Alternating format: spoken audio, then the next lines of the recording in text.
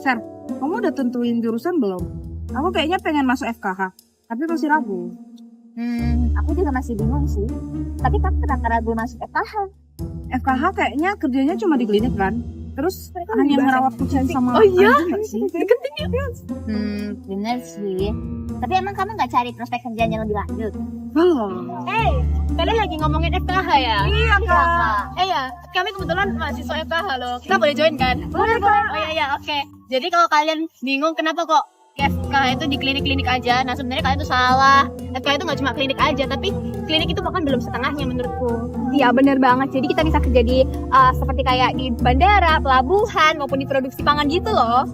Terus tahu nggak sih, kita tuh juga bisa kerja sebagai peneliti, kita juga bisa kerja sebagai content creator, bahkan kita juga bisa kerja di kepolisian. Iya bener banget guys, tinggal dari diri kalian sendiri minatnya di mana dan sering-sering belajar aja. Wow, ternyata luas juga ya. Iya, luas banget. Berarti tinggal dari pilihan kita ke jalur yang mana gitu. Iya bener. Nah, bener banget nih penjelasan kakaknya. Dunia kedokteran hewan itu luas banget. Buat teman-teman yang tertarik masuk kepolisian, ada jalur jadi dokter hewan di unit K9 loh. Di sini dokter hewan bertanggung jawab atas kesehatan anjing pelacak. Wah, aku nggak nyangka ya dokter hewan bekerja di kepolisian. Ini dokternya lagi ngapain, Kak? Nah, ini contoh dokter hewan yang kerja di perusahaan makanan. Mereka bisa jadi food inspector, memastikan daging, susu, dan produk hewani lainnya aman dikonsumsi. Wah, ternyata dokter hewan juga bisa bekerja di perusahaan farmasi ya. Mereka bantu bikin obat dan vaksin buat hewan.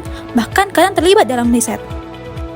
Selain itu, dokter hewan juga bisa kerja di tempat konservasi, misalnya di kebun binatang, penangkaran satwa langka, sampai suaka marga satwa. Jadi, kalau kamu cinta alam dan hewan liar, ini pilihan yang pas banget.